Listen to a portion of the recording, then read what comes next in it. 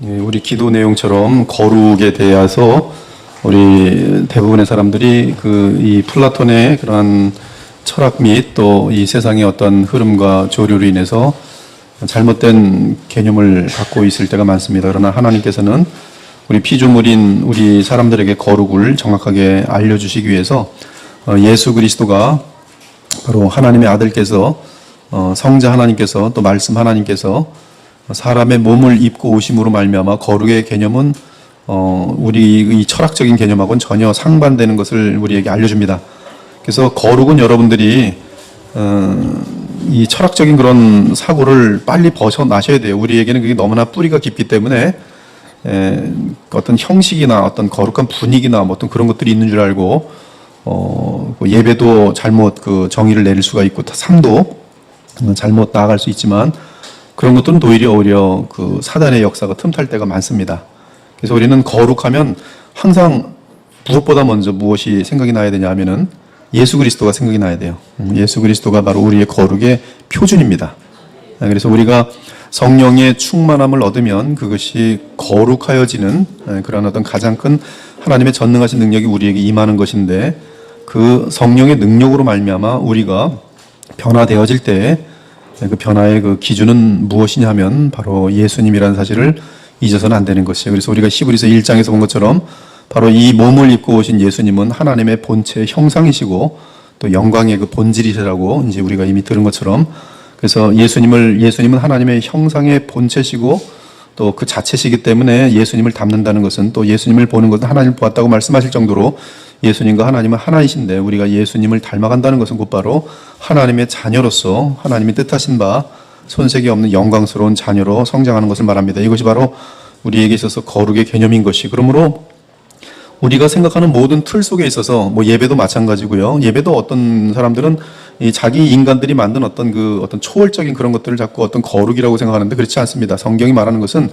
바로 예수 그리스도 안에서의 그 거룩이에요. 예수 그리스도 안에 예배도 예수님이 없이는 그 영원한 대제사장이시고 또 그분의 영원한 그 희생 제물이 없이는 예배가 성립되지 않습니다. 인간이 아무리 많은 악기를 갖고 오고 아무리 많은 어떤 분위기를 만들어낸다 할지라도 그것과는 전혀 무관해요. 하나님께서 받으시는 예배는 우리가 예수 그리스도를 의지하고 정말 예수님만이 하나님께서 받으시는 정결한 완전한 거룩한 예물인 줄 알고 제물인 줄 알고 희생양인 줄 알고 그분을 의지하며 드리는 그 믿음 안에서의 예배가 거룩한 예배인 것이지 그리스도를 망각한 가운데서의 그 어떤 모양도 그것은 오히려 인간들이 만들어내는 그런 어떤 잘못된 그런 그림으로 갈 수가 있다는 것이죠. 그래서 여러분의 평생에 거룩이라는 것을 할 때 처음 기억나야 되는 것은 예수님이시고 또 예수님은 죄를 전혀 짓지 않았다는 사실. 그래서 거룩의 개념은 죄와 무관한 거고 죄를 이기는 것이고 죄를 범하지 않는 것이 거룩의 개념이라는 거하고 그 다음에 그 거룩의 개념은 이제 하나님의 예수 그리스도의 주권이 우리에게 나타나면서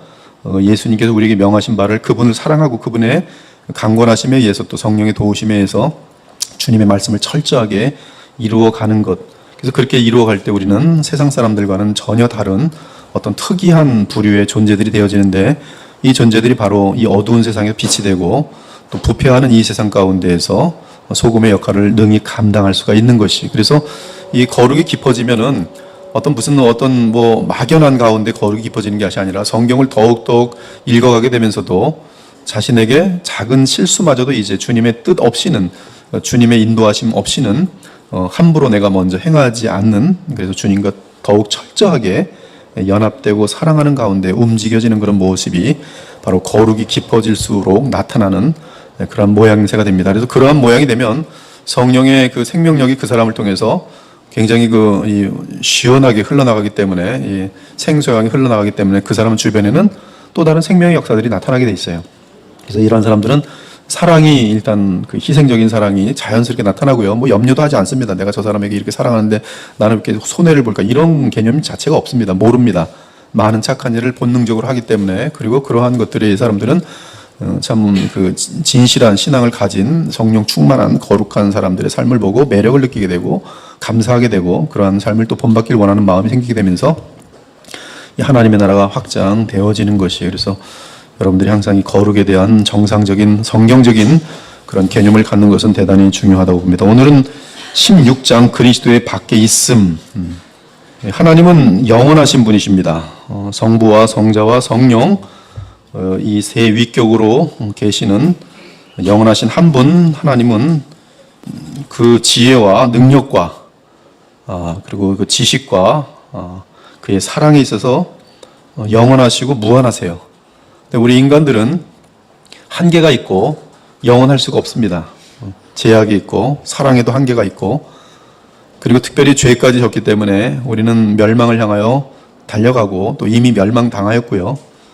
그래서 이러한 하나님과의 교통이 차단된 가운데에서 이 무능하고 또 제약된 존재가 영생을 가지고 영원한 나라를 유업으로 받으려면 우리 인간의 힘으로는 100%로 불가능합니다. 그렇기 때문에 영원하신 하나님 그리고 피조물인 우리가 연합되는 것도 불가능한데 근데 연합이 돼야지만이 영원한 것이 흘러 넘치면서 영원할 수가 있는 것이죠. 즉 의존함으로 영원할 수가 있어요. 우리 피조물은 의존함으로 피조물 자체로도 의존함으로 연합할 수 있고 하물며 죄인이면 관계가 끊어졌는데 이거는 영원할 수가 없어요. 죽음과 함께 그냥 영원히 하나님으로부터 떨어져 나가서 멸망하는 것밖에 없는데 바로 이러한 피조물 그리고 또 죄인이 영생을 얻고 하나님과 영원히 교통할 수 있는 그 비결은 단 한 가지밖에 없습니다. 그것은 바로 하나님이 보내신 하나님의 아들 예수 그리스도를 통해서 우리는 그분을 믿는 것이고 그분 안에서 예수님 덕분에 하나님을 교통하게 되는 것이 그래서 우리는 하나님으로부터 나오시는 무한한 그 생명의 영원한 생명을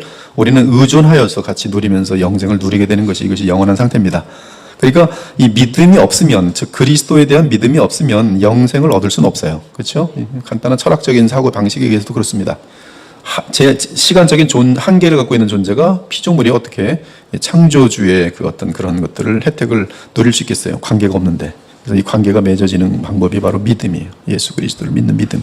그러니까 이 믿음은 이 길을 주신 분은 하나님의 은혜죠. 이 길 자체가 하나님을 안 주시면 되는 건데 처음에 줬었는데 스스로가 떨어져 나갔으니까. 근데 하나님은 또 사랑이 많으시고 긍휼이 많으셔서 누구든지 다시 하나님과 연결될 수 있도록 길을 허락하여 주셨으니 곧 내가 곧 길이요 진리요 생명이신 예수 그리스도를 우리에게 보내주심으로 말미암아 그분을 붙들 때 주님과 연결되게 됩니다. 근데 연결될 때 예수 하나님의 생명은 거룩한 생명이기 때문에 죄와 무관한 생명이기 때문에 우리에게는 그 하나님의 생명을 받게 되면서 우리에게는 죄를 이기는 그러한 역사가 나타나는 것이 이것이 나타나지 않으면 이제 우리의 믿음은 의심스러운 것이죠. 그래서 먼저 그 16절에 보니까 그리스도 밖에 있었다. 즉 피조물인 존재에다가 이 죄를 범함으로 말미암아 하나님과의 관계가 끊어진 존재. 지금 바울은 에베소 교인들에게 서신을 쓸 때 그리스도와 무관한 자들이 있다라 얘기하면서 그 그리스도와 무관한 자들은 어떻게 표현했냐면 그리스도 밖에 있는 사람, 그리스도 안에 있는 사람이 아니라 그리스도 밖에 있는 사람 그리고 이들을 신학적으로 뭐라고 말하냐면 회심하지 않은 사람, 거듭나지 않은 사람 또 고린도전서의 표현으로 하면 육에 속한 사람 고린도전서 3장에 보면 육신에 속한 사람이 있고 육에 속한 사람이 있고 영에 속한 사람이 있어요. 그래서 육신에 속한 사람은 영적으로 베이비, 갓난아기 생명을 얻긴 얻었는데 아직도 옛 성품에 밀려가지고 죄성을 따라 행하는 갓난아기들 그래서 마귀와 싸우면 패배하는 존재들 그래서 교회 문제를 일으키는 자들 육신에 속한 자들이 그러나 또한 그 일반 사람들은 육에 속한 자들이라 그랬어요. 육으로 난 것은 육이요. 그래서 하나님과 무관한 자들이 그들은 그리스도 밖에 있는 자들입니다. 회심하지 않은 사람들이 거듭나지 않은 사람들이 자 그러면 누가 그리스도 밖에 있는 사람인가? 이 조건에 대해서는 지금 이 필자는 바울이 이 표현을 했다 분명히 얘기합니다. 에베소 2장 12절 너희는 그리스도 밖에 있었고 너희 바로 크리스찬이 된 우리들도 바로 한때 그리스도 밖에 있었어요. 그러면 그리스도 밖에 있는 상태가 무엇인가? 첫째는 그리스도에 대해 아무런 지식이 없는 사람은 그리스도 밖에 있는 사람이다. 예수 그리스도가 누군지 모르는 사람들은 그리스도 밖에 있는 사람들이에요. 거듭난 사람들이 아닙니다. 거듭날 수가 없어요. 즉 복음을 알지 못하는 사람들은 예수님에 대한 지식이 없는 사람들은 그리스도 밖에 있는 사람들입니다. 그러므로 그리스도에 대하여 한 번도 들어보지 않은 사람들은 그리스도 밖에 있는 사람들이 그렇죠? 그리스도를 모르는 자들은 구세주를 모르는 것입니다. 구원의 길을 알 수가 없어요. 그래서 우리는 복음이 들어가지 않은 나라에 빨리 가서 복음을 전해야 돼요. 왜냐하면 그들은 복음 없이는 그리스도 밖에 있는 자들로서 멸망할 것이기 때문에 그래요. 우리가 가족들에게도 아직 예수님을 모르는 자들에게 예수님을 알리는 것은 그들이 예수님을 알지 못하면 바로 그리스도 밖에 있는 자들로서 멸망에 처할 수밖에 없기 때문에 그렇습니다. 그래서 첫째, 그리스도 밖에 있는 사람은 그리스도에 대해서 아무런 지식이 없는 사람이다.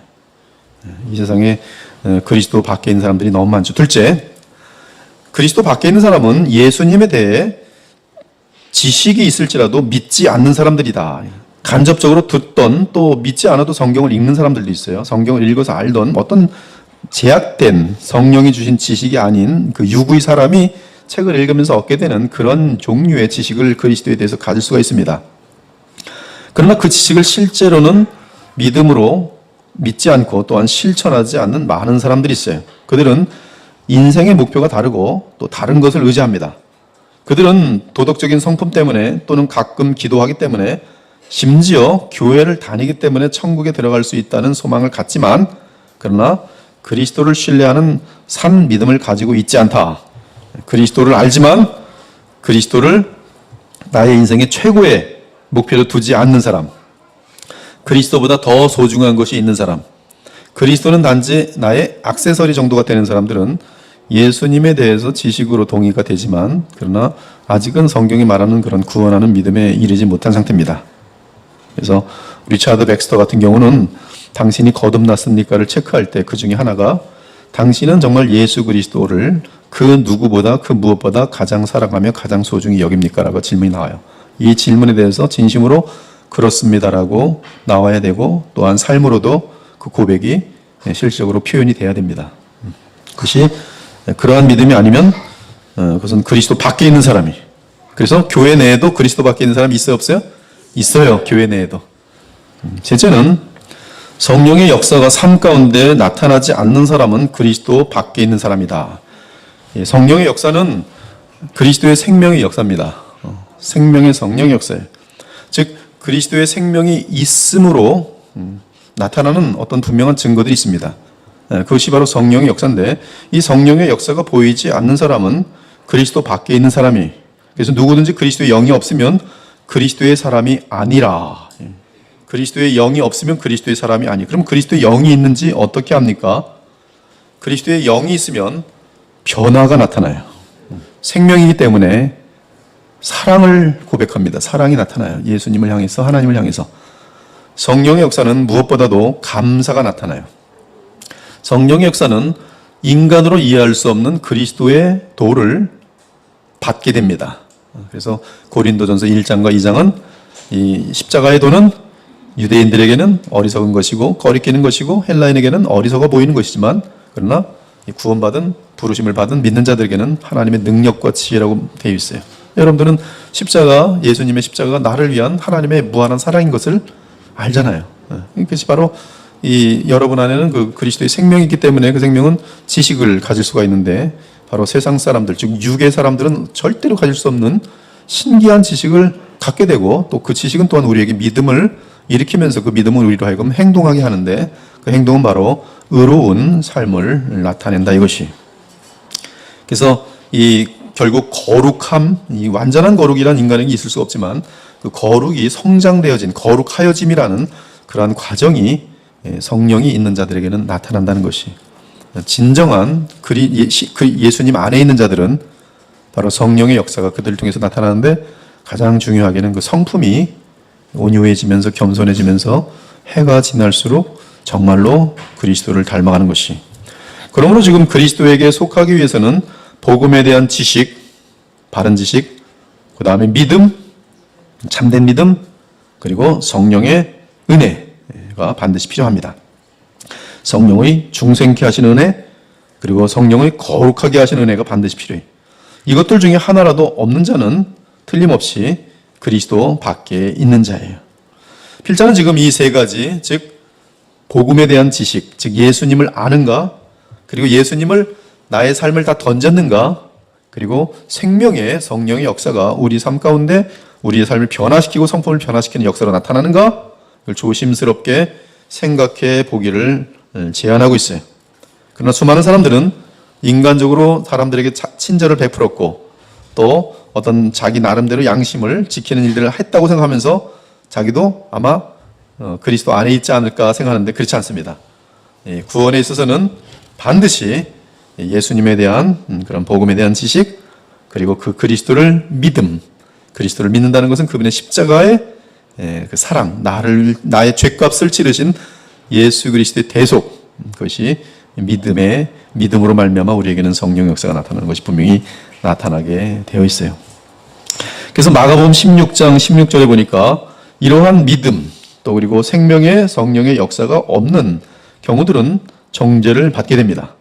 정죄를 받게 돼요. 따라서 우리는 이 굉장히 좁은 그러한 카테고리 속에 여러분도 들어와 있어요. 예수 그리스도의 복음을 들었어요. 그렇죠? 예수 그리스도를 알게 되었어요. 그리고 하나님의 세계를 알게 되었어요. 성삼위 하나님에 대해서 들었어요. 예수님이 왜 오셨는지 알았어요. 예수님이 이 땅에 오시기 전에 누구신지 알게 되었어요.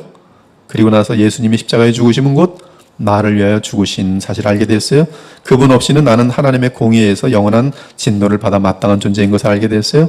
근데 하나님께서 나를 구원하시기 위해서 보내신 것을 알게 되면서 한없는 감사와 그리고 사랑이 느껴지게 되었어요. 바로 그 사람은 구원받은 사람인 것이죠.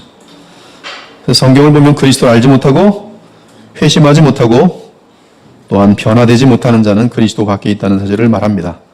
그러므로 필자는 이것을 당신에게 말해주어야 하는 것이며 또한 모든 사람들에게 하나님의 긍휼과 자비를 알려주어 그들이 그것을 찾기를 바라는 것이다. 오늘 혹시 이 자리에 앉아 계신 분들 중에 내가 그리스도 안에 있는지 밖에 있는지 아직도 헷갈린다면 여러분의 삶을 주님께 맡기시면 돼요. 진심으로. 주님, 이제는 내가 세상 방법으로 살아가지 않고 나의 주가 되시는 예수님의 말씀을 따라 살겠습니다. 지금 예수님이 제게 원하는 것이 뭔지 다 알지 못하지만 진심으로 주님의 말씀을 하나씩 따라가면서 심지어 죽으라고 하면 죽겠습니다.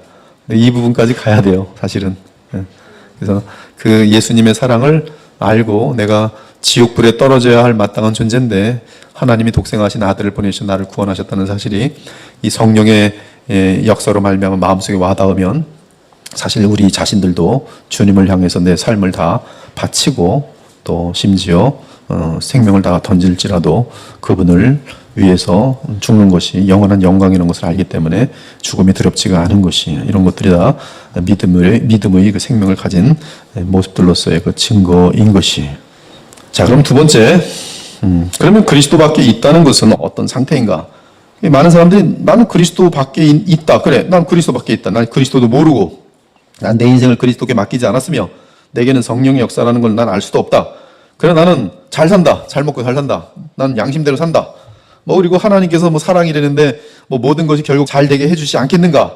이렇게 생각하면서 그냥 이 세상을 살아가면서 아무렇지도 않게 난 너희들보다 돈도 더 많고, 그렇죠? 더 잘생겼고, 더 건강하고 이러면서 걱정도 안 하는 허다한 사람들이 있어요. 그러나 그들은 죽음을 지나는 순간에 지옥으로 떨어집니다. 그러면 이 그리스도 밖에 있는 사람의 현실 속에서의 분명한 모습들은 무엇인가? 첫째는 그리스도 밖에 있다는 것은 하나님과 분리된 것을 의미합니다. 하나님과 분리되어 있어요. 그들은 하나님 대신에 자기가 만든 하나님을 섬길 수가 있습니다. 우상이라는 것을 만들어요. 그러나 참된 하나님과의 교통은 이 그리스도 밖에 있는 사람들에게는 불가능해요. 감히 거룩하신 하나님을 죄인된 인간이 만날 수가 없어요. 만나면 즉사입니다. 그것은 있을 수가 없는 것이. 그래서 그리스도 밖에 있다는 것은 하나님과 분리된 상태예요. 즉 하나님을 사랑하지도 않으며 하나님의 사랑이 무엇인지를 느끼지 못합니다. 그래서 하나님과의 교제가 없어요. 그러므로 하나님의 생명이 없습니다. 하나님의 뜻이 무엇인지 알지 못합니다. 나를 향한 하나님의 뜻이 무엇인지 알지 못합니다. 그래서 하나님과 분리되어 있는 그 사람은 죄에 승리할 수도 없습니다. 그 은혜에 감사할 수도 없어요. 그 영광을 알지 못합니다. 하나님의 영광을. 그래서 이 그리스도는 사람을 지으신 창조주 하나님을 향해 등을 돌린 무지하고 죄 많은 사람들을 하나님께로 다시 인도하실 수 있도록 오신 분이세요. 그러니까 이분 밖에서는 하나님께 갈 수가 없습니다. 세상의 타종교는 그러므로 거짓말입니다. 종교 통합이라는 것은 있을 수가 없어요. 종교를 인정해 준다는 것은 있을 수가 없습니다. 그것은 기독교를 포기하는 것이. 그래서 하나님의 거룩한 속성은 그리스도의 밖에 있는 자들에게는 소멸하는 불로 묘사되어 있습니다. 그래서 그들에게는 하나님께 그들이 다가온다면 그들은 타서 죽게 되어 있습니다. 만일 우리가 그리스도와 분리된 상태에 있다면 우리는 하나님께 가까이 나아갈 수 없습니다. 그래서 예수님은 친히 내가 곧 길이요 진리요 생명이니 나로 말미암지 않고는 아버지께로 올 자가 없느니라. 너희가 나를 알았더라면 내 아버지도 알았으리라 말합니다. 둘째는 그리스도 밖에 있다는 것은 평강이 없습니다. 이것은 모든 환경을 초월하는 평강을 말합니다. 그리스도 밖에 있는 자들은 무엇을 자기가 뜻하는 대로 하면 평강을 느껴요. 그렇지만 그렇지 않을 때는 평강을 놓칩니다. 불안해요. 그리고 또한 모든 사람은 양심을 가지고 있고 양심이 안정되어 평강을 느낍니다. 어떤 사람의 양심은 반 정도 죽어 있거나 또는 잠들어 있어요. 이러한 경우 그들은 많은 불안을 느끼지 못합니다. 그러나 양심이 살아나는 순간, 심지어 하나님을 향하여 양심이 살아나는 순간, 이게 이제 지옥에 들어가면 양심이 다 살아납니다. 그러면 모든 과거의 잘못들 때문에 영원히 고통을 당하게 돼 있어요. 또한 성령의 책망으로 말미암아 양심이 살아나면 장래의 심판을 의식하게 되면서 내면의 거짓 평강을 다 잃게 됩니다. 그리고 죽음 앞에서 그리고 죽음 직후에 지옥이 있다는 사실을 알면 그 누구도 평강을 누릴 수가 없도록 돼 있어요. 제가 알고 있는 어떤 이제 신학자는 전쟁 속에서 복음을 전한 그런 분인데요. 전쟁 앞에 있는 그 군인들의 마음 속에서는 절대로 평강을 누릴 수 없는 그런 모습들을 발견합니다. 그리고 너무 두려우니까 전쟁도 하기 전에 죽기도 하고 막 이런 일들이 많이 있어요. 여러분, 이 평강이 없다는 것이 무엇으로 입증되냐 하면 쌓아놓는 거로 입증돼요. 불안하니까 자꾸 쌓아요. 그래서 돈을 쌓는 거고 권력을 쌓는 거고 그러는 거예요. 욕심도 동원하지만 거기는 또한 불안도 있어요. 내가 놓치면 죽는 거거든요. 그러니까 안 놓치려고 끝까지 그냥 잠도 못 자면서 부득이 있는 거예요. 그렇지? 창세기 5장 17절에 보면 이 하나님과 관계가 끊어진 카인이 성을 쌓기 시작해요. 성을 쌓기 시작합니다. 이러한 불안을 해결해 줄 수 있는 유일한 방법이 있습니다. 즉 영원한 평강, 모든 환경을 초월하는 평강을 얻는 비결이 있습니다. 그것은 바로 십자가 위에서의 그리스도의 죽음은 우리의 죄값을 실제로 치렀다는 것을 분명히 아는 것이에요. 그래서 하나님의 진노하심에서 또 하나님의 보호하심이 그리스도를 통해서 우리 진노하심은 그리스도 안에서 다 용서함 받았고 또한 하나님의 보호하심이 그리스도 안에서 우리에게 임한다는 것 사실을 알 때 우리는 놀랍게도 죽음 앞에서도 평안을 누립니다.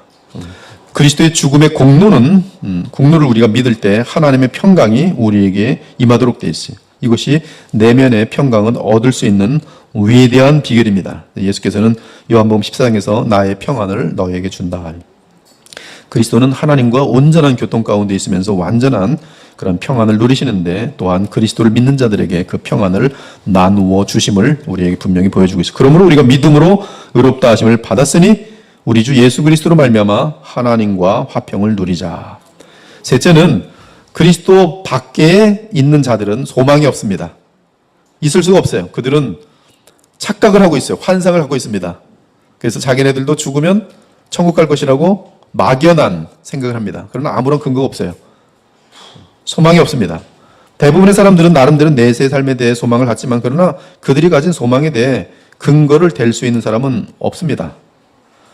그러한 애매한 소망은 죽음의 순간과 가장 중요한 순간에 도움을 주지 못할 것입니다.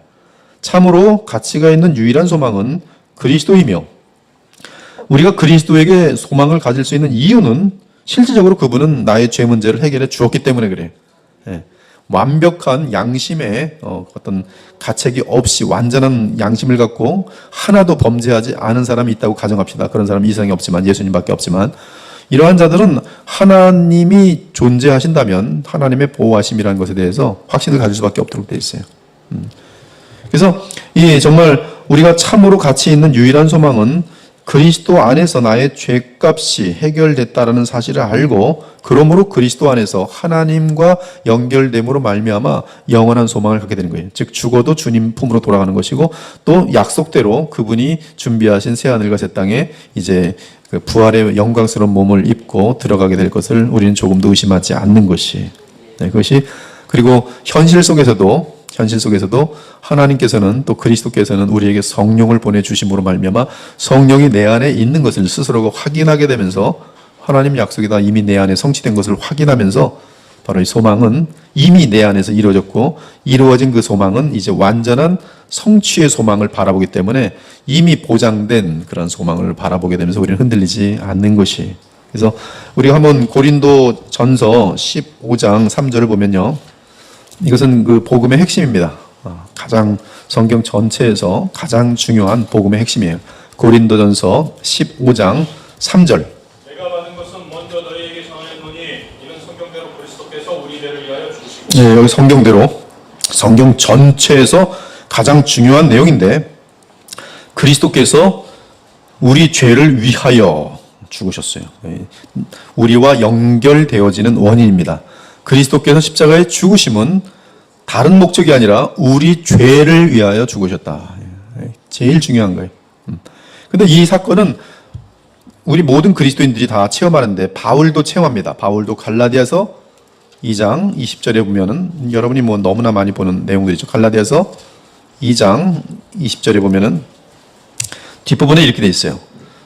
나를 사랑하사 나를 위하여 자기 자신을 버리신. 여기 보면 예수께서 그리스도께서 바울은 나라고 구체적으로 얘기해. 나를 위하여 죽으셨다. 나를 위하여 그렇죠. 자기를 버리셨다. 그래서 이 고린도전서 15장 3절 우리를 위하여가 바울은 이제 나까지도 이제 분명하게 들어가요. 나를 위하여. 그래서 그 사랑에 강권되어서 남은 삶은 이제 내가 사는 것이 아니라 나를 사랑하신 그리스도를 위하여 사는 것이다. 네. 그래서 정확하게 지금 소망인 거예요. 그 다음에 고린도후서 5장 21절을 보면 고린도후서 5장 21절을 보면 이 부분이 제일 중요하다는 것이죠. 하나님이 죄를 알지도 못하신 그리스도 예수님을 우리를 대신하여 죄로 삼으신 것은 우리를 대신하여 죄로 삼으셨어요. 그러면 그 죄로 삼았기 때문에 우리는 죄에도 해방돼야 안 돼요? 해방되는 것이 죄 문제가 해결되는 것이. 지금 21절 고린도후서 5장 21절은 우리의 죄 문제가 해결되어지는 핵심입니다. 그렇죠? 예수님이 우리를 대신하여 죄가 되었다. 대신에 우리는 어떻게 돼요? 우리는 죄 문제가 해결되므로 이제 그 안에서 그리스도 안에서 하나님의 의가 되었다. 와, 그러므로 우리는 하나님의 영원한 천국에 대한 소망을 든든히 가질 수가 있는 거예요. 나 때문이 아니라 나를 위하여 죽으신 예수님 때문에. 왜? 죄의 문제가 해결돼요. 그분 때문에. 이것이 바로 우리에게 소망을 주는 근거지요. 이 근거가 없는 거예요, 지금. 죄가 없어야 천국에 들어갈 수 있잖아요. 죄 가지고 천국 들어가면 천국은 죄가 천국이 아니라 다시 지옥이 되지요. 깨끗한 마을에 도둑놈 하나 들어왔더니 그 마을이 다 얼마나 지저분해지는 것이. 메리스라는 병균 들어오니까 한국이 난리가 났었잖아요. 병균이 들어와서 다 더럽히면 다 쓰러지는 거 아니겠어요. 이 죄라는 병균인데 들어와서 우리가 죄 가지고 들어가면 천국은 다시 더러워지는 거예요. 그럴 수 없잖아요. 죄의 문제가 해결돼야 되는데 죄가 해결되지 않은 사람들이 우리 누군 돌아가셨는데 지금 하늘나라 가 있을 줄 믿습니다. 그 근거가 없는 거예요. 천국에 들어간다는 분명한 근거는 내가 죄 문제가 해결되고 죄가 나를 따라오지 않아야 돼요. 죄값도 따라와서는 안 돼요. 이 문제를 누가 해결해 주셨는가? 하나님께서 그의 아들 예수 그리스도를 통해서 해결한 자들만이 그들이 바로 소망을 갖고 살아갈 수가 있는 거예요. 바로 저와 여러분들이. 그 다음 넷째로 보면 그래서 그리스도 밖에 있는 것은 천국에 들어가요? 못 들어가요? 못 들어가요. 천국 밖에 있는 것입니다. 그리스도의 밖에 있다는 것은 천국에 들어갈 수 없다는 것을 의미할 뿐만 아니라 당신이 그곳에 들어갈지라도 매우 불행할 것을 의미한다. 누가 감히 그리스도가 없는 천국을 상상할 수 있겠는가? 성경이 알려주는 천국은 가장 중요한 것은 그 안에 누가 계세요? 그리스도께서 왕으로 계신 것이. 그러므로 그리스도가 없는 사람들은 천국에 갈 수가 없어요. 그러므로 우리가 누리는 영생은 요한 1서 5장에 의하면 바로 그리스도의 생명입니다. 그것은 바로 하나님 안에서 누려지는 생명인 것이. 그래서 아버지께 생명이 있었고 그 생명이 또한 사람의 몸을 입고 오시는 예수 그리스도께로 계속 이어지면서 누구든지 예수 그리스도를 믿는 자마다 하나님의 영원한 생명을 또한 그리스도 안에서 소유하게 될 때 그 생명은 그 하나님의 생명으로서 우리가 믿음으로 그분을 붙어 있다는 뜻이. 그래서 떨어져 있는 사람들은 영생할 수가 없어요. 불가능한 말이 되지 않습니다. 시간과 공간 속에 제약된 존재가 어떻게 영원할 수가 있습니까? 그건 오직 믿음에는 가능하지 않아요. 그러나 이 믿음은 죄 문제가 해결되지 않고서는 해결될 수가 없는 것이. 그래서 우리는 이 예수 그리스도 없는 자들은 100% 천국 밖에 있어요. 하나님과의 교통이 없고 그들은 죽음과 함께 영원한 불행으로 떨어지고 불안으로 떨어지고 고통으로 떨어지고 그렇죠. 소망이 없어요. 그러나 여러분들은 이제 주님 안에서 이 세상 어둠 속에 살 때 어둠으로부터 많은 핍박을 받아도 여러분들은 뭐가 있어요? 죽음도 없고 눈물도 없고 미움도 없고 더러움도 없는 하나님의 나라가 기다리고 있고 지금도 믿음으로 성령 안에서 그 하나님의 나라를 맛볼 수 있어요? 없어요? 성령 안에서 의와 평강과 희락이라. 하나님의 나라는 성령 안에서 의와 평강과 희락이 지금 누립니다. 우리는 여러분들이 천국 가는 근거는 바로 예수님의 십자가고 또 그 생명을 얻었기 때문인 것입니다. 이외에도 필자는 몇 가지 그리스도 안에 있는 자들, 그리스도 밖에 있는 자들의 분명한 차이를 보여주는데 첫째는 영생이 있느냐 없느냐 그리고 능력이 있느냐 없느냐. 능력은 무슨 능력이에요? 죄를 이기는 능력이에요. 여러분들 성경에서 말한 능력의 가장 첫 번째는 죄를 이기는 능력이에요. 죄를 못 이깁니다. 사람들은 그 누구도 못 이겨요. 마귀 능력이 많아요. 그러나 죄를 못 이겨서 마귀예요. 마귀는 지금도 사람들에게 돈 버는 능력도 줄 수 있고 머리를 좋게 해서 정치도 잘하는 능력도 줄 수 있어요. 마귀 할 수 있습니다. 그러나 그들에게는 죄를 이길 수 있는 능력이 없어요. 우리들은 잠깐 살다가 어쩌면 이 세상을 빨리 떠날지 몰라요. 병에 걸릴지도 몰라요. 그러나 우리에게는 죄를 이기는 능력이 그리스도 안에서 있는 사람들이 그것을 발휘하셔야 돼요. 그걸 발휘하지 않으면 그런 교회랑 무관한 존재들입니다. 예수님을 믿는 가장 중요한 것은 하나님의 나라의 의와 평강과 희락을 실질적으로 맛보는 것이고 그리고 주님이 주는 능력은 거룩한 능력이에요.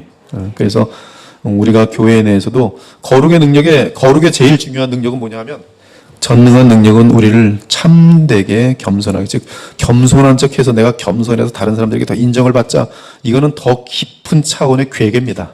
그러나 십자가에서 나타난 겸손 하나님의 아들인데 자기 생명을 다 희생시키면서 한 영혼을 주님께로 인도하고 영생을 주기 위해서 그만큼 낮아지는 이 사랑의 겸손은 즉 남을 살리고 그를 거룩하게 만들기 위하여 자신을 낮추게 만드는 하나님의 뜻에 맞추는 겸손은 오직 성령 안에서만 가능한 것이에요.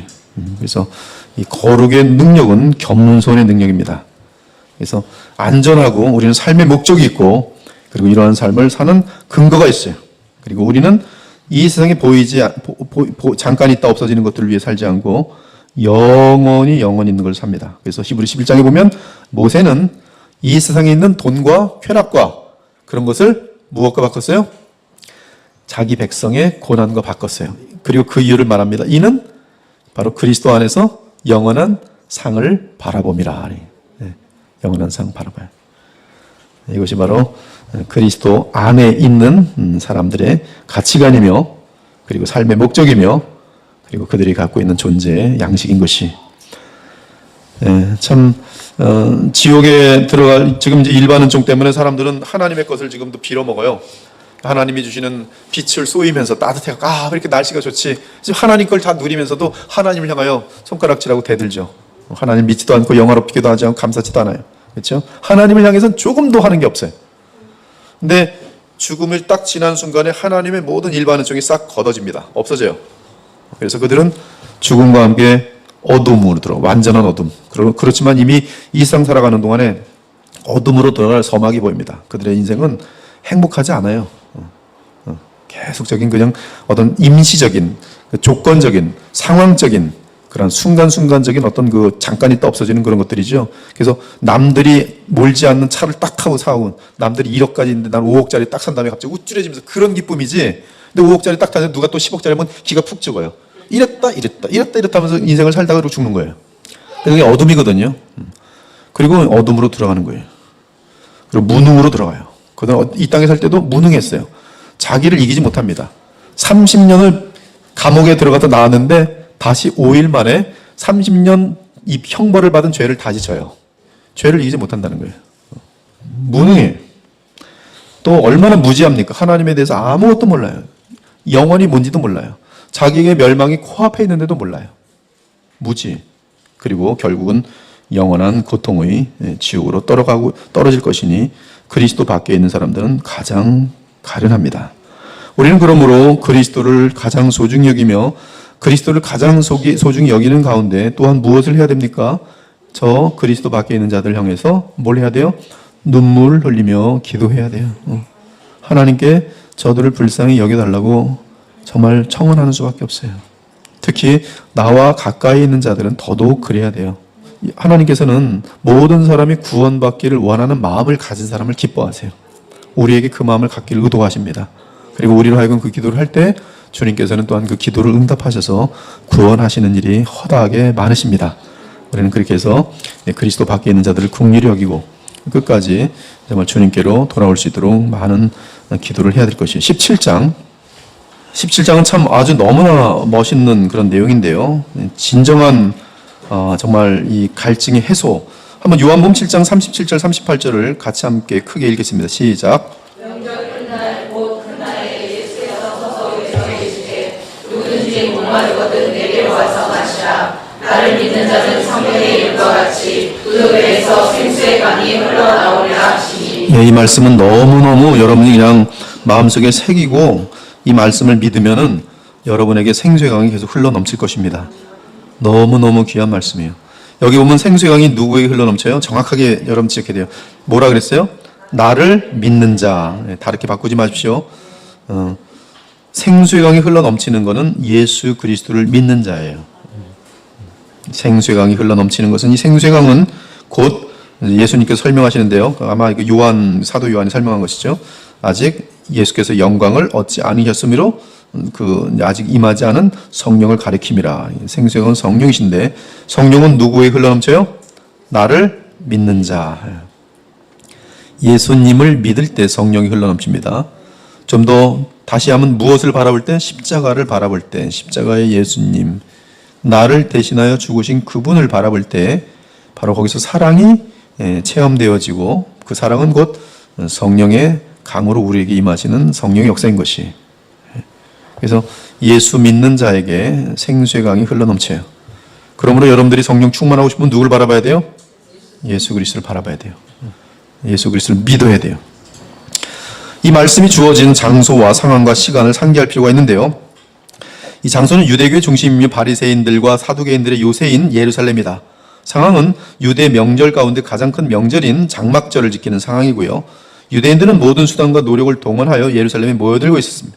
그때는 명절의 마지막 날로서 전통에 따르면 실로암 못에서 물을 길어 성전 번제단에 부었습니다.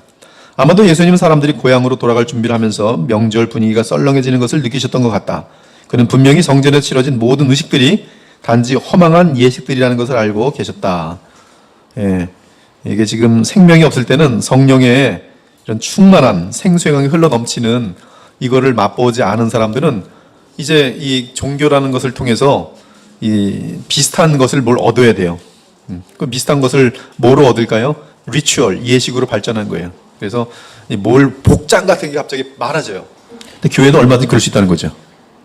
뭔가 그 어떤 하나님과 관련된 뭔가를 해야 되는데 생명이 없으니까 봉사, 선교, 뭔가 찬양 같은 것도 다 죽은 찬양이 될 수가 있는 거예요. 허망한 예식들, 이 지금 마찬가지로 지금 이 예루살렘에도 허망한 예식들이라는 것을 알고 계셨어요. 그리고 그들을 불쌍히 여기시고 말합니다. 누구든지 목마르거든 내게로 와서 마시라. 여러분 교회 다닌다고 목마름이 사라집니까? 주일날 아침부터 저녁까지 주일학교 교사한다고 해서는 월요일날 딱 직장 가니까 죽을 지경에 피곤해서 성가해야죠, 주일학교 교사해야죠, 또 밥 먹어야죠, 또 봉사해야죠. 저 친구 봉사했는데 난 안 한다 그러면 또 거기서 왕따 당하죠. 그냥 그런 분위기. 아무것도 없는 거예요. 그냥 지치고. 그렇죠. 아침부터 저녁까지 주일날 쉬어야 되는데 주일날은 교회라는 것 때문에 못 쉬는 거예요. 헌금도 또 많이 내서 친구들 만나면 밥 살 돈도 없어요. 여러분 신앙생활에는 이 기쁨이 막 흘러 넘쳐야 됩니다. 감사가 흘러 넘쳐야 돼요. 뭔가 그렇지 않으면 잘못된 거예요. 여기 내게로 오라는 하나님 말씀을 주목하라. 예수님은 친히 자신이 약속된 메시아, 곧 세상의 구세주인 사실을 알려주고 있다. 자, 세 가지를 보는데 누구든지 목마르거든 내게로 와서 마시라. 그러면 그 배에서 생수의 강이 흘러내려라. 나를 믿는 자는, 제일 중요한 나를 믿는 자는. 그래서 답은 예수님을 믿는 거예요. 예수님이 누군지를 알아야 믿죠. 예수님에 대해서 알아야 되는 것이 성경이에요. 성경을 창세기부터 계시록까지 볼 때 여러분들 예수님이 누군지를 알기 위해서 보십시오. 딴 거 하지 말고. 그냥 나는 저 사람이 사독했으니까 나는 오독해야지 하고 읽지 마시고 예수님이 도대체 누굴까? 구약엔 예수님이 안 보이네. 그건 지금 아직 성경을 모르는 거예요. 구약에서도 볼 때도 예수님이 보이시면 신기하게 짝이 없어요. 그리고 이 성경이 따로따로 돼 있지 않고 그리스도의 오심까지 알려주는 게 구약이고 그리스도가 오신 후에 그가 행하신 일들을 다시 성령 안에서 완벽하게 우리에게 알려주시는 것이 신약인 것을 알게 되면서 그리고 결론은 예수님 안에서 바로 영원하신 하나님과 피조물인 우리들 심지어 죄인들까지 죄사함을 받으며 하나님과 교통되어지는 그 길이 훤하게 보이면서 예수님을 믿어야만 되는 그 어떤 그 논리와 그리고 그분 안에서의 하나님의 무한한 사랑들을 보게 되면서 예수님을 보게 되는 것이 나를 믿는 자가 되는 거예요. 근데 예수님을 그래서 더욱더 알아가면서 믿고 붙드는데 정말로 성령의 강이 막 흘러 넘치는 거예요. 자, 문제. 누구든지 목마르거든. 예수님 말씀을 들은 자들은 목마름의 고통을 잘 알고 있었을 것이다. 그러나 영혼의 목마름은 얼마나 더 고통스럽겠는가. 육체의 고통이 있지만 마음의 고통은 더 크다. 이러한 특히 죄책 같은 게 있을 때, 양심의 가책이 있을 때, 세상 사람들은 양심의 가책이 있으면 뭐 해죠? 술 마시죠. 그리고 또 뭐예요? 잠자죠. 왜 잠자요? 잊어먹으려고. 네, 그래. 술 먹고 잊어먹으려고, 잠자고 잊어먹으려고. 그리고 잊어먹습니다. 정말로. 밥 몇 끼 먹고 뭐 괴로워하다 보면 잊어먹어요. 근데 잊어버리면 무슨 일이 생기는지 아십니까? 그 양심은 그 죄에 대해서 굳어져요. 다음에 비슷한 죄를 질 때는 과거처럼 아프지가 않고요. 익숙해집니다. 그래서 양심이 계속 화인 맞아져요. 하여튼 이러한 이 목마름, 그래서 양심의 가책 같은 게 있으면 그 용서와 죄사함을 향한 목마름, 그것은 사실은 인간 본성 속에 있는 하나님과의 화평을 바라는 목마름입니다. 이 목마름은 베드로가 오순절 날에 유대인을 향해 설교할 때 성령이 역사하실 때는 인간들에게 목마름이 느껴져요. 설교자가 성령의 강권을 받아서 성령이 충만한 가운데 설교하면은 사람들이 아플까요? 안 아플까요? 많이 아파요. 많이 아픈데 동시에 누구를 제시합니까? 설교자는 예수 그리스도를 제시해요. 그럼 예수 그리스도를 믿을 때 그 아픔이 나요? 안 나요? 나요. 그리고 누구를 더 붙들게 돼요? 예수를 붙들었더니 어떤 역사가 나타나요? 생수의 강이 흘러 넘쳐요. 내 마음이 기쁨이 충만해? 안 충만해요? 충만해요. 그래서 예배 올 때 중간은 아팠는데 왜 아파요? 지난 일주일 동안 지은 죄 때문에 지적받느라고. 자기의 인생을 돌아보면서. 그러나 예수님 안에서 해결되면서 평강을 누리고 하나님과 교통하면서 끝나는 거예요. 성령께서 책망하시면 이러한 목마름이 갈급하여집니다. 이 목마름은 빌립보의 간수가 자신의 영적인 위험을 깨닫게 되었을 때 느낀 목마름이다. 사람들이 영적으로 죽어 있을 때 그 사실을 보여주는 가장 분명한 증거는 그들이 하나님과의 화평을 목말라 하지 않는 것이다. 이게 죽은 사람들의 모습이에요. 그러나 성령께서 살려내시면 하나님과 교통하지 않고서는 견딜 수가 없어요. 그러므로 성경은 믿지 않는 자들은 영적으로 죽은 상태라고 묘사한다. 그들은 하나님을 향해 아무런 감각이 없다. 예수께서 이 계시록 라우디게아 교회를 향해서 말하죠. 네 곤고한 것과 가르는 것과 가난한 것과 눈먼 것과 벌거벗은 것을 알지 못하는도다. 얼마나 끔찍한 일입니까? 죄와 죄책과 영혼의 궁핍을 느낄 수 있다는 것이 얼마나 하나님께 감사한 일인가. 무엇의 역사예요? 복음과 성령의 역사입니다. 여러분들이 영혼의 궁핍을 느껴야 안 느껴요? 느끼죠. 그래서 예수님께 항상 나오죠. 회개하고. 이러한 감각은 성령께서 한 생명 안에서 역사하실 때 나타나는 첫 번째 표시다. 그래서 마태복음 5장에 심령이 가난한 자는 의에 줄이고 목마른 자는 바로 그들은 그리스도를 발견하게 되고 그리스도 안에서 이 모든 것들이 해소되면서 정말 천국을 누리게 되는 것이죠. 이렇게 목마른 자들은 어떻게 해야 됩니까? 이게 이제 복음이 선포될 때 성령이 역사하시면 목마름을 갖게 되고 바로 예수님께 나오게 돼 있어요. 내게로 와서 마시라. 나는 생명의 떡이다. 내게 오는 자는 내가 결코 내쫓지 아니하리라. 나는 세상의 빛이다. 나는 문이라. 내가 곧 길이요 진리요 생명이라. 수고하고 무거운 짐진 자들아 다 내게로 오라. 해결책은 내게로 와서 마시라. 이 모든 말씀의 의미는 무엇인가? 하나님이 목마른 영혼들을 위해 마련하신 영적인 생수의 원천은 누구예요? 그리스도예요. 왜 그리스도가 이 생수의 원천이라고 생각하세요? 십자가예요. 십자가. 주님의 죽으심으로 무엇이 나와요? 생명이 나와요. 그렇죠? 그분이 죄값을 치르심으로 그리스도에게는 무엇이 나와요? 의로운 생명이 나와요. 그래서 그분이 바로 십자가 때문에 우리에게는 생수의 원천이세요. 그 생수를 그리스도께서는 누구로 보내시는 거예요? 성령으로 우리에게 보내신 거예요. 즉 우리의 구속자이며 우리의 죄를 위해 십자가에 죽으시고 우리를 의롭다 칭하시기 위해 다시 살아나신 그리스도 안에는 우리가 필요로 하는 모든 영적인 복, 곧 용서와 죄사함과 자비와 평강과 안식과 위로와 소망이 무한하게 담겨 있다. 그러므로 만일 누군가가 영혼의 목마름을 느낀다면 누구에게 나아가? 이거는 제가 지금 누차 강조합니다. 왜냐하면 이렇게 쉽게 배웠는데도 잊어먹어요. 자꾸 누구에게 가려 그래요? 자꾸 성령에게 직접 가려 그래요. 그는 잘못되는 거예요. 성령께서는 항상 그리스도를 증거하시고 그리스도를 바라볼 때 그리스도께서는 우리에게 성령을 보내세요. 그래서 우리가 오늘 예수님의 말씀처럼 나를 믿는 자는 그 배에서 생수의 강이 흘러넘치는 거예요. 그러므로 여러분들이 예수 안에 계시면 그것이 곧바로 성령의 충만함으로 이어지도록 돼 있어요. 그래서 성령 충만을 어떻게 얻습니까? 그것은 뭐냐면 우리가 예수님이 말씀하신 대로 기도를 통해서도 얻지만 그러나 성경 전체적으로 볼 때는 바로 그분의 십자가의 구속이 우리에게 성령을 보내시는 성령 충만케 하시는 가장 밑거름이 되는 것이 믿으십니까? 이건 지금 신학적으로 대단히 중요한 이슈에 이것을 붙잡지 못하기 때문에 지금 그릇된 성령의 역사들이 지금 끝도 없이 많은 것이 즉 십자가와 분리된 성령 역사는 곧바로 마귀의 위장된 역사로 변질됩니다. 그리고 체험 중심으로 가면서 이들은 거룩의 능력과는 무관한 존재들이 돼요.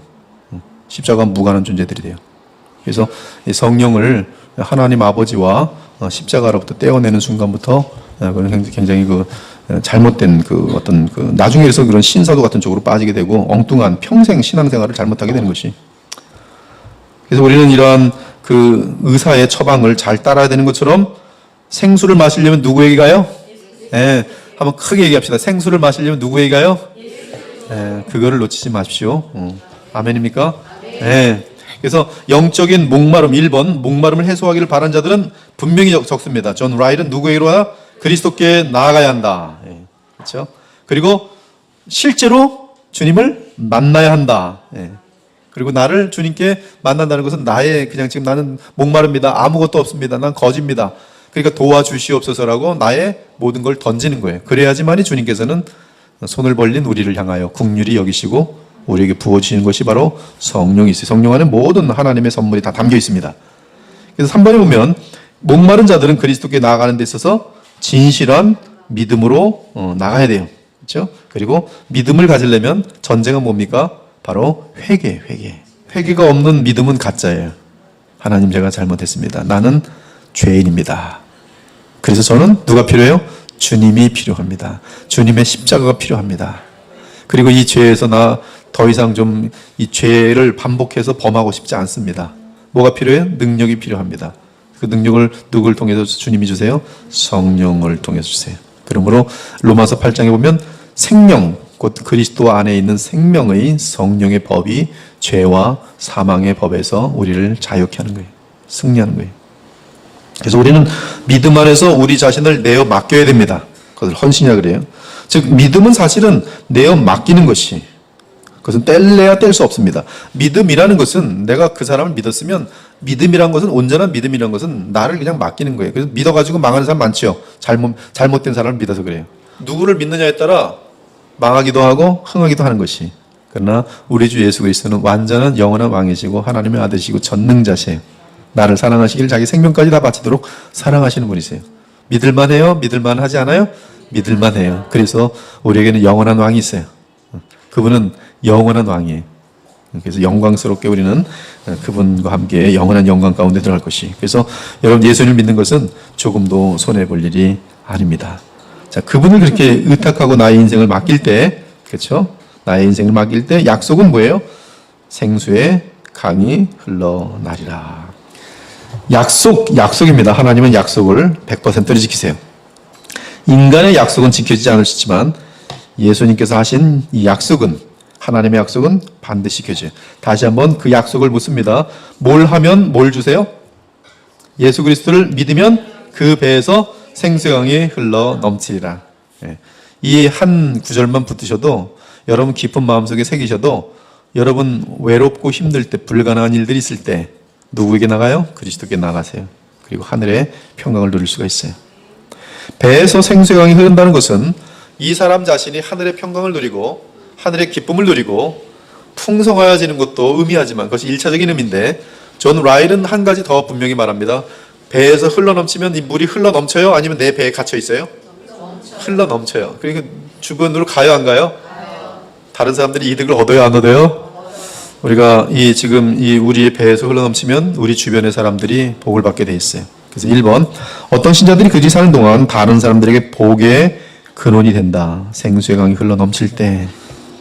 그래서 어떤 사람들은 또한 죽음에 이르기까지 충성한 그들의 행실은 그들이 살아 생한 것보다 더 큰 일을 한다. 또 어떤 사람들은 그들이 죽은 지 오랜 후인데도 그들이 남긴 글과 책들을 여전히 귀한 일을 하고 있다. 지금 스펄전 같은 사람은 죽지 않습니다. 스펄전이 살아있을 때 영향을 준 것보다 그가 남겨놓은 책들은 여전히 살아서 계속 흘러가고 있어요. 우리가 존 라일도 마찬가지예요. 같은 시대 사람인데 지금 그분이 남겨놓은 이 글을 보는 사람들마다 여러분들도 봤지만 얼마나 많은 부분들이 이게 정리가 되고 또 마음을 주님께로 드리고 싶고 또 깨끗하고 그리고 신앙이 무엇인지를 다시 한번 분명히 정돈하고 얼마나 귀한 책입니까? 지금 그래서 그분은 지금 이 자리에 안 계시지만 그가 남겨놓은 이 생수의 강이 성령의 역사를 통해서 지금도 여러분들에게 지금 생수의 강을 전달하고 있지 않겠습니까? 회심한 자들은 오직 자신만을 위하지 않는다. 회심한 사람은 하나님의 목적 안에서 다른 사람들의 회심을 이끄는 데 쓰인다. 그래서 이건 하나님의 일하시는 방법입니다. 그러므로 이건 어쩔 수 없어요. 여러분의 삶 가운데 참으로 나를 통해서 예수님께로 인도함을 받은 사람들이 얼마나 되는지 대단히 중요한 거예요. 나를 통해서 다른 사람들이 예수님을 얼마나 닮아갔는지 그것도 상당히 중요해요. 세 가지인데요. 나를 통해서 믿음을 떠났던 자들이 얼마나 돌아왔는지. 이 전부가 다 비율이 틀려요. 어떤 사람은 잘 세우는 일을 잘하는 사람이 있어요. 전도보다는 잘 세워서 예수님을 온전히 닮도록 잘 키우는 사람도 있고 어떤 사람은 이건 못하는데 나가서 그렇게 사람들을 주님께로 잘 인도하는 거예요. 인도하는 사람들은 교육을 누가 잘 시켜야죠. 또 사람들은 약해서 믿음을 버리는 경우들이 많이 있어요. 근데 그 사람을 위해서 오래오래 포기하지 않고 기도하면서 마침내 돌아오게 해서 또 주님 안에 품 안에 머물게 하는 사람이 있어요. 이 세 가지의 역할을 통해서 하나님 나라는 든든히 서가는데 예수 그리스도를 온전히 믿는 사람을 통해서 이 세 가지 종류의 열매들이 나타나더라는 것이.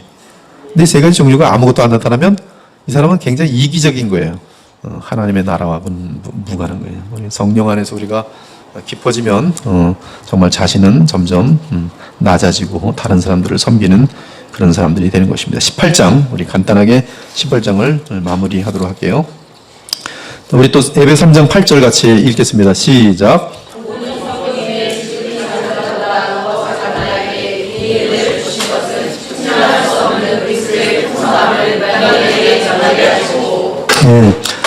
바울이 참 예수님을 만났을 때요. 바울이 사실 그 모든 그리스도인들의 샘플입니다. 샘플. 여러분들은 바울처럼 끔찍한 죄를 짓지 않고 예수님을 이제 믿고 돌아오지만 그러나 그 패턴은 똑같습니다. 여러분들이 의식하는 그 죄가 크지 않은 것은 성령의 책망을 어쩌면 덜 받아서 그럴지도 몰라요. 성령으로 충만하면 충만해지고 성경을 알면 알수록 우리 그리스도인들의 정상적인 이 생각의 변화는 뭐냐면 나는 주님이 없으면 참 괴수 중에 괴수구나를 굉장히 많이 인식합니다. 그래서 주님을 놓쳐서는 안 되는 긴박감을 더 처절하게 느끼는 것이 믿음이 깊어가는 과정 속에서의 더욱더 나타나는 것. 주님만 놓치기만 하면 그냥 어찌나 이렇게 교만해지기 쉽고 어찌나 이렇게 말도 쉽게 함부로 하고 얼마나 그 착각을 잘하는지 그런 자신을 발견하면서 나는 주님을 놓치면 그냥 쇳덩어리구나를 알면서 괴수 중에 괴수구나를 알고 그러므로 주님을 놓치지 않고 주님만이 나의 모든 것이 되기를 원하는 모습인데요. 바울은 지금 그 크리스찬들을 죽이기도 하고 감옥에 가두는 일에 앞장선 사람이었어요. 영광의 예수님께서 그를 친히 만나러 오셔서 그치 보좌 잠깐 비우시고 오셔서 그리고 그를 복음을 위한 사도로 삼아주실 때 사도 바울은 아무런 할 말이 없는 거예요. 그냥 은혜, 측량할 수 없는 은혜. 그게 18장이네. 측량할 수 없는 은혜. 진정한 그리스도인은 그리고 그 그리스도가 성장하는 가장 큰 원인은 측량할 수 없는 은혜와 비례합니다. 측량할 수 없는 은혜를 맛보면 맛볼수록 한없이 겸손해져요. 모든 것이 은혜로라. 그래서 이 바울은 첫째, 모든 성도 중에 지극히 작은 자보다 더 작은 나. 그런데 그에게 말씀을 전하는, 이방인들에게 말씀을 전하는 사도로 세우시는 주님의 은혜. 그래서 그 측량할 수 없는 은혜를 전하는 자, 바로 나 같은 자도 이렇게 구원받으니 너희들도 주님께로 돌아오는 거예요. 그래서 바울이 자신에 대한 한 말은 이러한 정말 낮은 자, 이것은 지금 이 영적인 겸손은 성령의 그러한 거듭나게 하는 역사와 그리고 좀 하나님을 바로 알지 않고서는, 복음을 바로 하지 않고서는 이러한 고백을 할 수가 없어요. 152페이지 밑부분에 보면은 바울의 마음은 그의 표현 그대로 사실이다. 이건 뭐 멋있게 말하려고 하는 것이 아닙니다.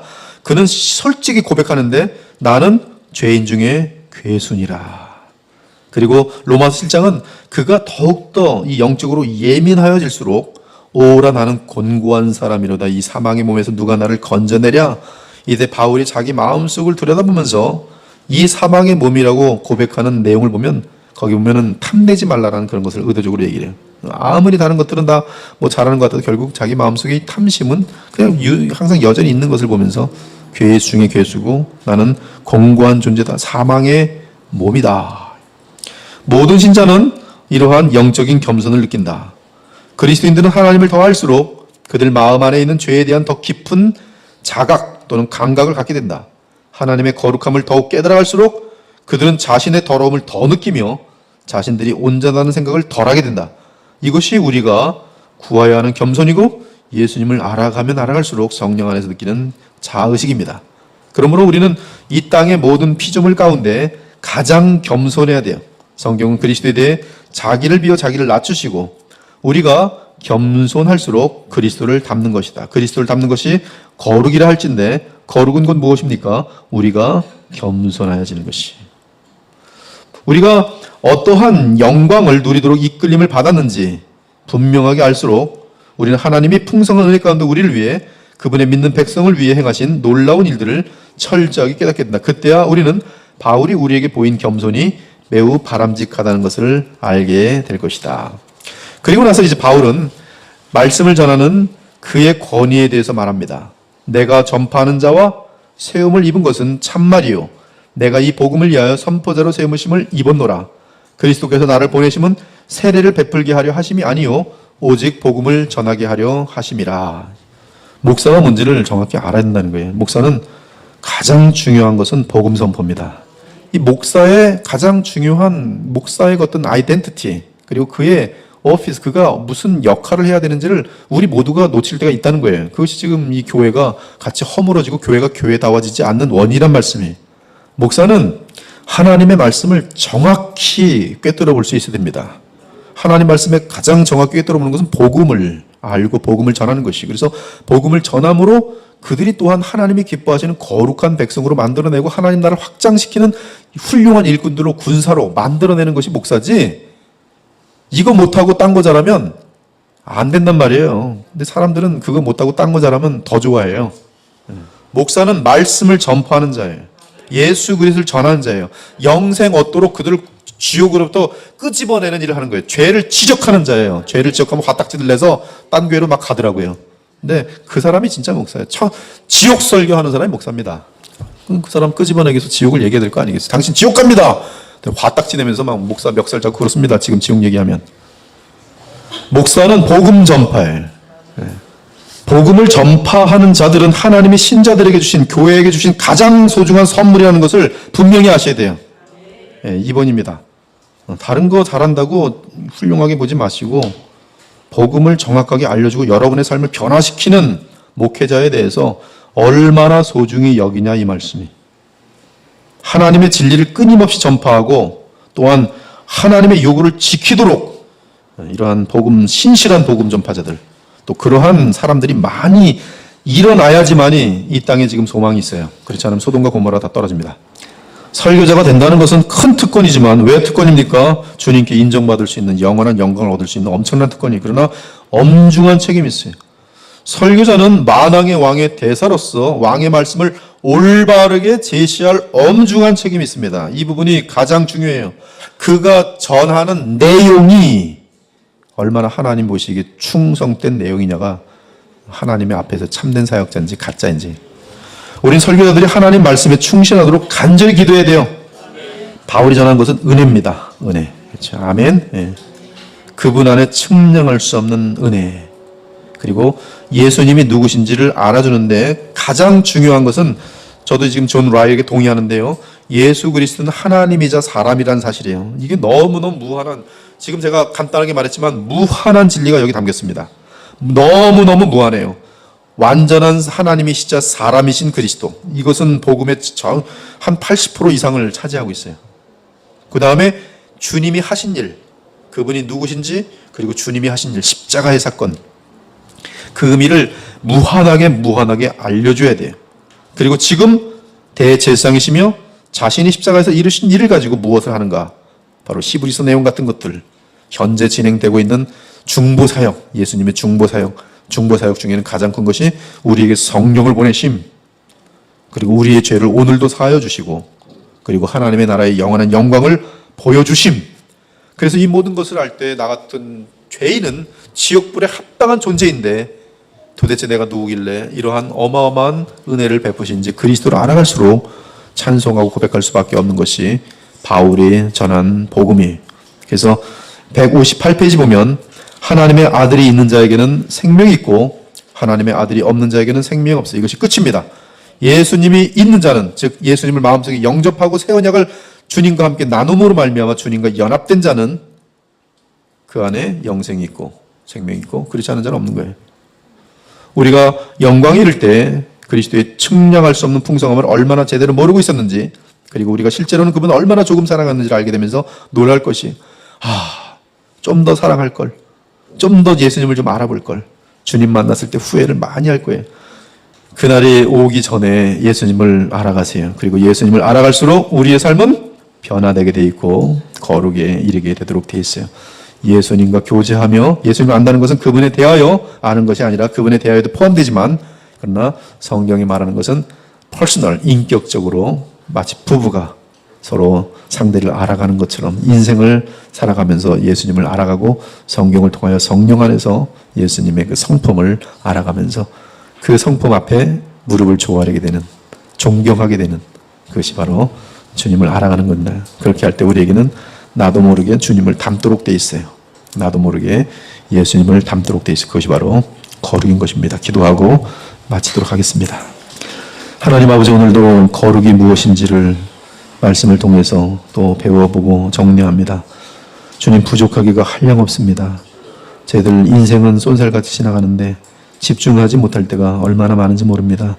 저희들로 하여금 주의 말씀에 더 마음을 쓰게 하시고, 또 주님을 직접 성령 안에서 또한 만나고 체험함으로 말미암아 저희들도 주님을 존경하고 무한히 사랑하기에 예수님을 닮아가는 귀한 주님의 백성들이 되게 하여 주시기 원합니다.